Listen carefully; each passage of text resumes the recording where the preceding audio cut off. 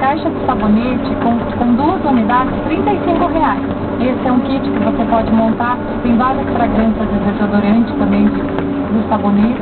Então é opcional, você pode estar montando desodorante, mas uma caixa de sabonete, R$35. Também temos desodorante a partir de R$16,50. A gente tem estojo com opção mais sabonete, R$39,90. Então é uma linha bem completa que nós temos para homens também.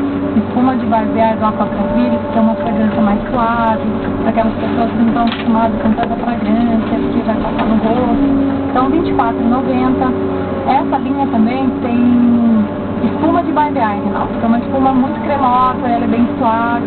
Ela está R$26,90. Então não tem desculpa de não passar, não tem presente. Então nós temos todos os preços. Sabonetes a partir de R$15,90.